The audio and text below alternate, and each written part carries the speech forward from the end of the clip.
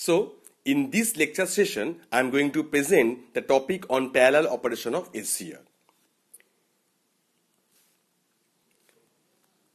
This is the concept of the parallel operation. Here, we consider two thyristors, that is thyristor 1 and thyristor 2, which is parallelly connected across the supply voltage, and the voltage or the terminal voltage across the both thyristor, that is same, which is defined by Vt, and the current I1 which can shared by the thyristor 1 and the current I2 which is shared by the thyristor 2. And this is the VI characteristics of the both thyristors. Actually, in this case, normally we had used the parallel operation in case of the high current ratings. Every thyristor has a particular current ratings, but when we are operating the thyristor with a higher value of the currents, then it should be connected in parallel. As we know, in case of parallel circuit, the current will be distributed, voltage remaining same. In case of VI characteristics of the both thyristor, we have taken only the conduction time. That is why this is the conduction period of thyristor T2 and this is the conduction period of thyristor T1. If we assume the internal characteristics of the both thyristor, then if we consider this is V, this is suppose I, then the characteristics will be for thyristor 1, that is this one, and for thyristor 2, that is suppose this one. But in this particular case, the lower part is actually confined for the breakover voltage. That is why we are not focused on this particular case. That is why, as it is working in case of the parallel operation, that is why we have taken the axis over here. Okay, then the VI characteristics will be formed into this manner. So in which we can say that I1 can be shared, that is for the first thyristor, that is first thyristor, and I2 can be shared by the second thyristor, that is for the second thyristor, I2 is shared. But both are actually capable to block the voltage, that is Vt or the terminal voltage across the both thyristors. Okay. Now, when the load current is more than the rated current of the single thyristor, then the thyristors are connected in parallel in a string. From VI characteristics, during forward conduction due to the same voltage drop Vt, SCR1 shares I1 and SCR2 shares I2, much less than I1. Total current taken by the unit, that is I1 plus I2, and not the rated current that is taken from 2I1. So the 2I1 as required. So the string efficiency can be given as, that is I1 plus I2 by 2I1, that should be equal to half into 1 plus I1 plus I2, that always less than 1. Now consider the n number of connected SCRs is there, then what will happen? See, if we consider that is n number of SCR, suppose this is a SCR1, okay, this is SCR2, this is SCR3, and suppose this is SCRn, which is connected, n number of SCRs are connected in a string in this way. And this is the string voltage which is actually defined by Vt or the terminal voltage across all SCRs, as it is parallelly connected, that is the voltage across each SCR that should be same. That means in the first case, for SCR1, the current can be shared, that is suppose I1, and for SCR2, then the current is suppose I2, and for SCR3, the current is, that is I3, and for nth SCR, that is current, that is equal to In. Now consider if SCR1 turn on first, then the question for n minus n number of SCR will be turned on next. If SCR1 turn on first, then what happen? Then the total string voltage that can be shared by SCR1, that means it is behaving like a short circuit, then no voltage is appearing the n minus 1 number of SCR.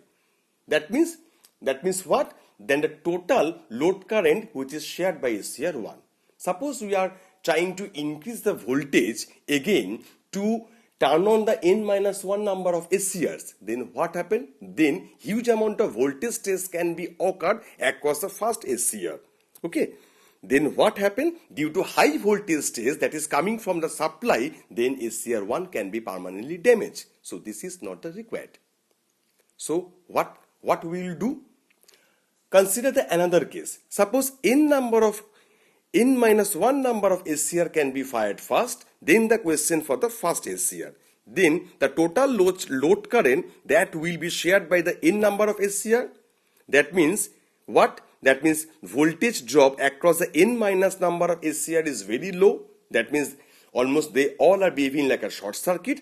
That is why SCR1 there is no voltage.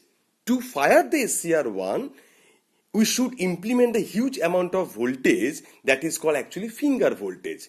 If we are increasing the supply voltage above finger voltage, then again huge number of voltage stages can be occur across the n minus 1 number of SCRs. Then n minus 1 number of SCRs can be damaged permanently. That means the voltage distribution is not equally. That is why voltage is not distributed properly across each parallelly connected SCR throughout the string. As on the other hand, you can say in case of the current terms, suppose SCR n minus 1 number of SCRs are fired first, then it is able to permit the actual load current. That means no current is entering across the first SCR as it is parallelly connected. That is, to fire SCR1, we will provide the more voltage. That means the current stage across the SCR1 will be increased.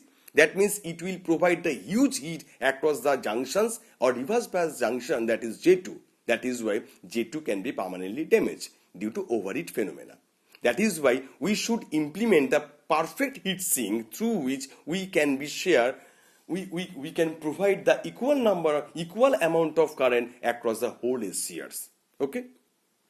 So that will be more detailed is given in my next slide. See, n minus 1 SCRs will turn on first. Then what happened? Voltage drop across n minus 1 SCRs fall to a low value. SCR1 is then subjected to that low voltage.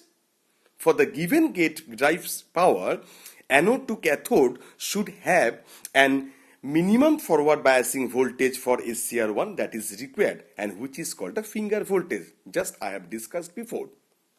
Below it, SCR1 will be off. Remaining SCRs are already on. That means what?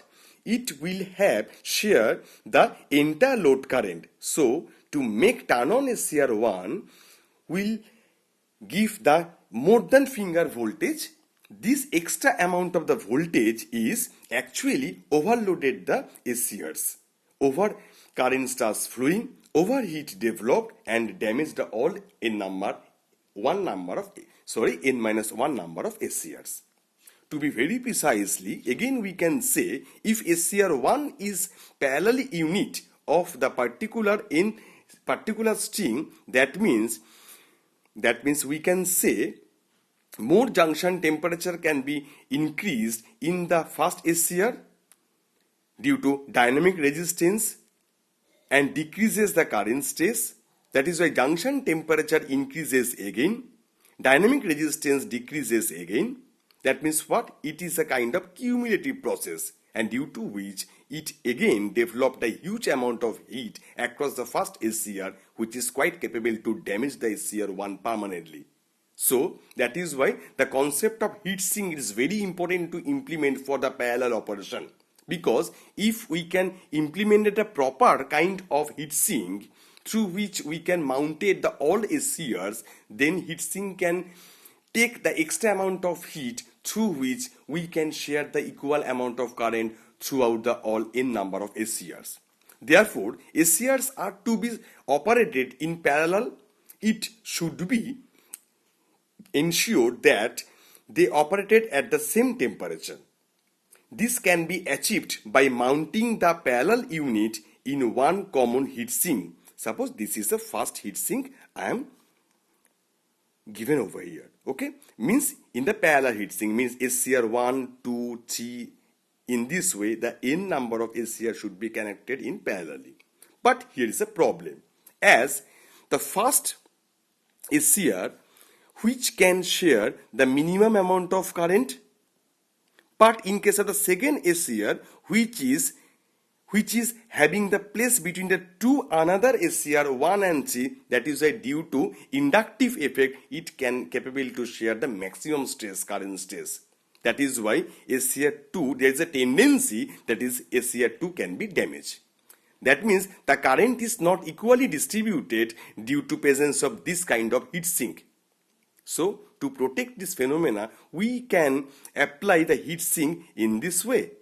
Here, the all SCR are having the same amount of the inductive effect. That is why current across the each SCR that should be same. That is why we can say unequal current distribution in the parallel unit is also caused by the inductive effect of the current carrying conductor. Middle conductor will have more inductive because more flux leakage.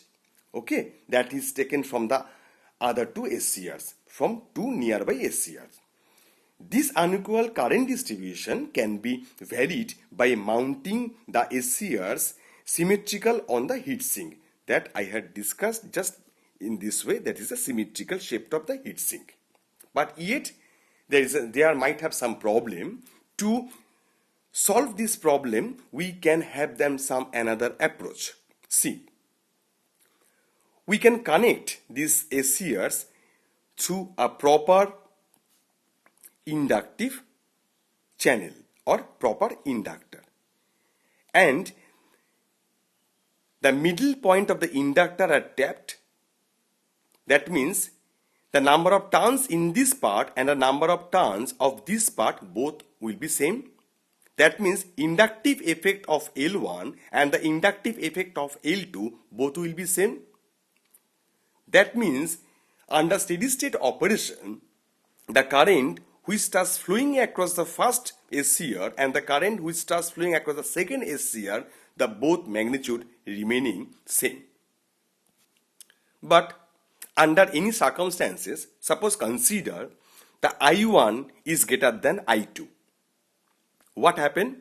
If I1 is greater than I2, then the inductive effect across this part that will be high enough with respect to this part. That means due to inductive effect of L1, it will oppose the current flow of I1. Is a normal property of inductor.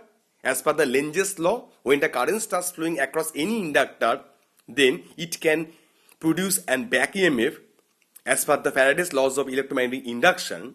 And as per the Lenz's law, this back EMF, the nature of this back EMF is that is always try to oppose the original current.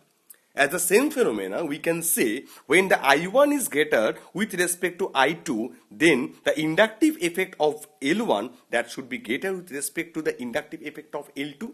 That is why it will provide, it can oppose this I1, and as the inductive effect of L2 is less with respect to the inductive effect of L1, that means it can permit or pass this current I2. That means I1 should be opposes by this inductive effect L1 and I2 should be boosted up by this inductive effect of L2. Additionally, what happened? The both magnitude of the current will attain the same value. That means by using this particular kind of inductor, we can share the equal amount of current for the both thyristors. That means the current will be distributed throughout the string for n number of thyristors that will be equally distributed. Okay, this is called actually parallel operation, and in this way we can distribute the same amount of current for each thyristor in case of the parallelly connected string. So we can conclude that the trapped point A is midpoint of the reactor, and the anode current I1 equal to I2, that is for steady state operation or normal operation, okay, without any disturbance. If under any circumstances, under these circumstances, the flux produced by the two halves of the reactor opposes each other. That means opposite flux that is cancelled by each other. There was no problem. That was I1 and I2 with same magnitude can be operated very smoothly. But the problem has arisen, one voltage drop in the reactor. If I1 and I2 unequal under any disturbance condition, then what happens if assume I1 greater than I2, then the resultant flux then the result flux leakage is not zero. Previously, when I1 and I2 both are in same magnitude, then the inductive effect for L1 and L2 both was same. That is why both inductive effect were cancelled by each other, then the net outcomes was zero. That is why we can say there is no disturbance. If I1 greater than I2, in this scenario what happened? Then EMF across L1 that should be greater than EMF across L2. That means L1 oppose the current flow of I1, whereas as that cross the L1 oppose the current of I1, whereas that occur L2 add the current of I2. That means I1 should be less, whereas the I2 should be boosted up. This is thus the depending on the back EMF E1 and the boost I. It was my mistake. This is thus the tendency is back of I1 and boost of I2. Okay, just I told you before. So as to minimize the unbalance of the currents in the parallel unit as I1 increases and I2 decreases, through which we can say the current is equally distributed during parallel operation. Okay. So thank you for your kind attention.